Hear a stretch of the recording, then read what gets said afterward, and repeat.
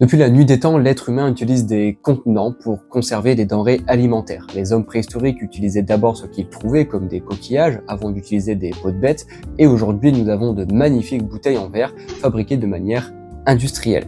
Mais entre les deux, il s'est bien passé quelque chose, notamment l'usage de la terre cuite, alors que le verre était déjà connu.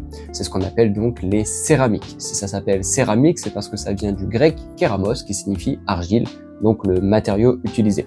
Les Grecs vont développer toute une gamme de vases avec des utilités différentes, mais c'est également un moyen de décorer les maisons et d'imager des scènes mythologiques.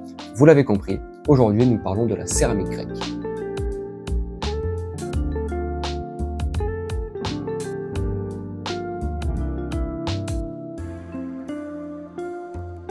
Commençons par le commencement. Tout commence alors que toute l'énergie se concentre dans un point infiniment petit, jusqu'à son expansion qu'on appelle le Big Bang, libérant alors tous les atomes que nous connaissons aujourd'hui.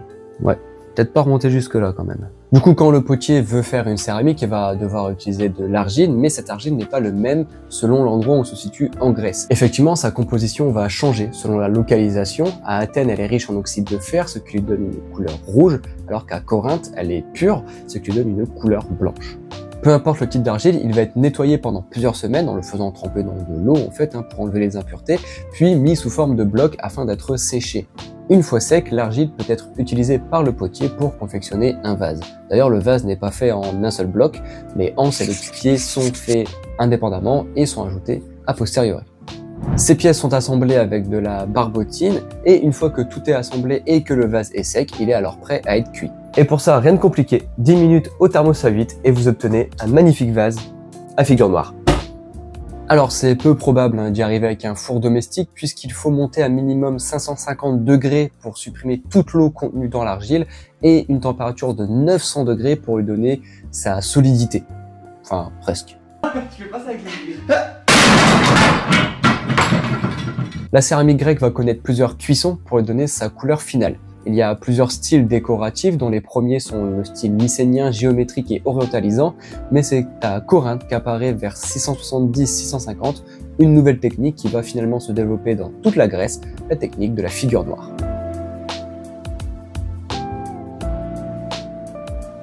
Comme je le disais, le vase va subir plusieurs cuissons et au final il aura deux couleurs. Une partie avec la couleur de l'argile brute, rouge pour Athènes et blanc pour Corinthe, et une partie noire. Cela vient de la barbotine qui est riche en potassium et qui réagit différemment pendant la cuisson. Cette barbotine est appliquée au pinceau pour délimiter les zones qui vont être noires. Ensuite, le potier crée des incisions pour faire ressortir la couleur de l'argile qui se trouve en dessous. Mais lorsque la barbotine est appliquée, on ne voit pas la différence. Il faut attendre la cuisson pour voir la différence de couleur, ce qui veut dire qu'un vase raté peut partir en cuisson. D'ailleurs, en parlant de cuisson, il faut que j'aille chercher mon vase qui vient d'être terminé. A few minutes later. Et je viens de chercher le vase, j'espère qu'il va être trop cool. Le vase subit trois cuissons. La première cuisson est en atmosphère oxydante, c'est-à-dire que les fours sont ouverts et que l'air peut passer tranquillement, et le vase sort complètement rouge dans le cas d'Athènes. La deuxième cuisson est faite en atmosphère réductrice, ce qui fait que la combustion se fait mal puisqu'il n'y a pas assez d'oxygène, et cela va créer beaucoup de fumée et déposer du carbone sur le vase qui devient alors complètement noir. Sauf que les parties avec la barbotine vont se vitrifier partiellement. Et une troisième cuisson, comme la première en atmosphère oxydante, l'air repasse dans le four, le vase redevient rouge, sauf au niveau de la barbotine puisqu'elle s'est vitrifiée. Sauf si le vase cuit trop longtemps, la partie noire peut redevenir en partie rouge et donc le vase va être raté.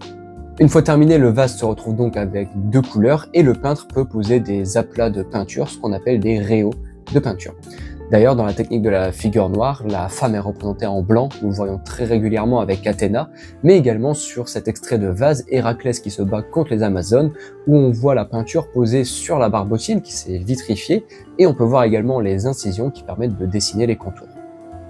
Cette technique de céramique est née à Corinthe au 7e siècle, mais elle est récupérée par les Athéniens qui vont la magnifier durant le 6e siècle. Nous pouvons citer un potier très célèbre comme Ézéchias et son fameux suicide. Hop, hop, hop, hop. On s'arrête. T'es qui?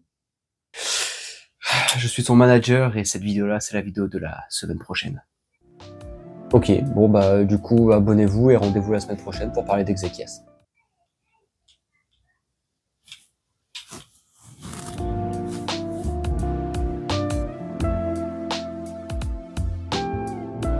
À la fin du VIe siècle, une nouvelle technique apparaît, celle qu'on appelle la technique de la figure rouge, qui est donc l'inversion des couleurs.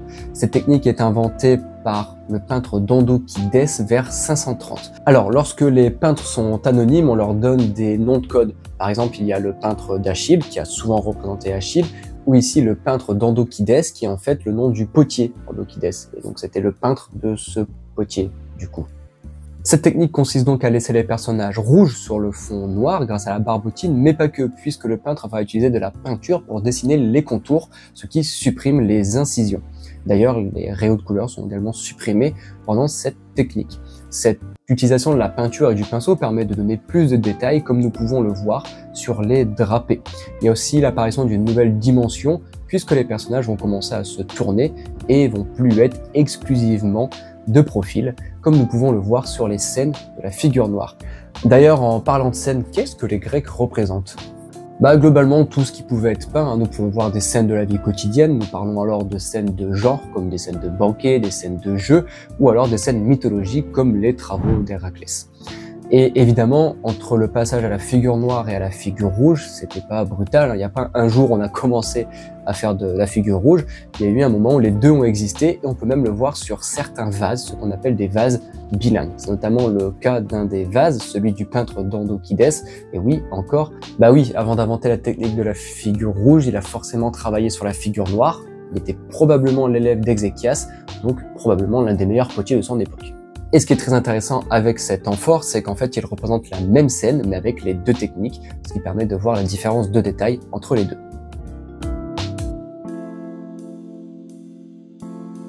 Encore aujourd'hui, nous avons besoin de plusieurs récipients. Si vous allez au restaurant, vous aurez probablement deux verres devant vous, le verre à eau, le verre à vin, parfois même un troisième verre pour le vin à digestif. Mais là, on parle de la table, on va parler aussi de stockage, on parle de bouteilles, de tonneaux, etc. Et les Grecs vont développer toute cette gamme parce qu'il est quand même vachement compliqué de boire dans une carafe ou dans un pichet. Donc dans cette partie, nous allons voir les différents vases qui existent. Alors nous allons pas tous les voir parce qu'il y en a beaucoup. Et nous commençons avec les vases de stockage. Le vase le plus connu de la Grèce antique, c'est l'amphore. Vous l'avez forcément croisé dans des péplums ou dans le dessin animé Hercule de Disney. Et il existe deux types d'amphores. L'amphore à pointe, qui va être plutôt pour le transport, ça permet de bien la caler dans les navires, ou l'amphore à pied pour un usage domestique. Elle sert à conserver les liquides comme le vin ou l'huile, mais pas l'eau. Vous allez voir, c'est autre chose du coup. Et elle a une forme particulière avec ses épaules plus larges que le bas. Elle vient s'affiner, on pourrait quasiment donner une forme de V. Et elle possède deux anses. Et si elle possède deux anses, c'est parce que son nom vient de amphoreus, qui signifie que l'on porte de deux côtés. Donc elle a deux anses, et une de chaque côté. Voilà. Il existe une déclinaison intéressante de l'amphore qui est l'amphore panathénaïque. C'est le prix remis aux vainqueurs des Jeux panathénaïques, c'est-à-dire les jeux qui rassemblent tous les Athéniens, contrairement aux Jeux olympiques qui sont des jeux panhelléniques qui rassemblent donc toutes les cités grecques. Sur une des faces était représentée Athéna avec une inscription « Prix des Jeux d'Athènes » et cette amphore est remplie d'huile venant des oliviers sacrés d'Athènes. Le vase servant à contenir de l'eau et à la verser s'appelle l'hydrie. Elle a une petite particularité, c'est qu'elle a une troisième anse au dos verticale qui permet de verser tout simplement l'eau. Même si l'amphore peut contenir des denrées alimentaires, il y a un vase qui est dédié à cela qu'on appelle la pelliquée, qui est une sorte d'amphore inversée, un peu en forme de U pour le coup, avec les épaules plus étroites que la panse. Mais tout ça, ça reste des vases assez petits pour le domicile. Il y a un grand vase qui sert à contenir les denrées alimentaires et aussi à la fermentation du vin, qui s'appelle le pitos. Et d'ailleurs, pour les plus grands d'entre eux, ils étaient enterrés autour des maisons. Bon, maintenant on a vu tout ce qui va permettre de contenir le vin, mais il va falloir le servir maintenant. Et le vin doit d'abord subir un mélange puisqu'il n'est pas bu pur. Cela permet de contrôler en fait la quantité réelle consommée et d'éviter les ivresses trop excessives.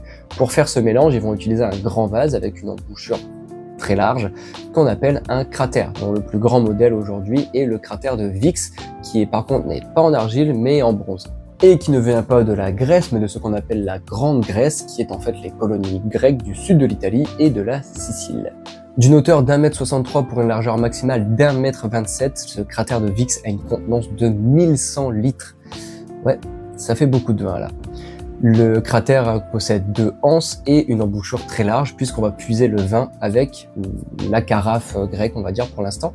Et les anses peuvent être stylisées. On va pouvoir parler de cratères à colonnettes, donc avec des petites colonnes, ou des cratères à volutes, vous savez, cette fameuse spirale typique de l'ordre ionique. Le cratère était donc utilisé lors des banquets pour mélanger le vin, mais il pouvait également être utilisé comme mobilier funéraire, et c'est le cas du cratère de Vix qui a été trouvé dans la tombe de Vix. C'est l'eunokoé qui vient de oinokoé en grec, ce qui signifie littéralement ceux qui versent le vin, qui permet de puiser le vin directement dans le cratère et donc de le verser dans les coupes. C'est ni plus ni moins qu'une carafe. Une des particularités de ce vase, c'est qu'il possède un bec verseur qui peut être stylisé. Comme ici, nous voyons 3 becs verseurs, on parle alors de bec trilobé ou de bec tréflé. Il existe aussi une plus petite version de l'eunokoé qu'on appelle une olpé. Et ce vin va être finalement versé dans une coupe qu'on appelle une kylix, qui est assez large, un peu comme un bol, mais peu profond. D'ailleurs, on pouvait jouer à un jeu avec la kylix qu'on appelle le kotab, dont l'objectif est de lancer des gouttes de vin depuis sa kylix vers un autre récipient. Et puisque boire dans un bol est quand même vachement compliqué, les Grecs vont quand même inventer le gobelet d'une hauteur de 5 à 15 cm qu'on appelle le skyphos.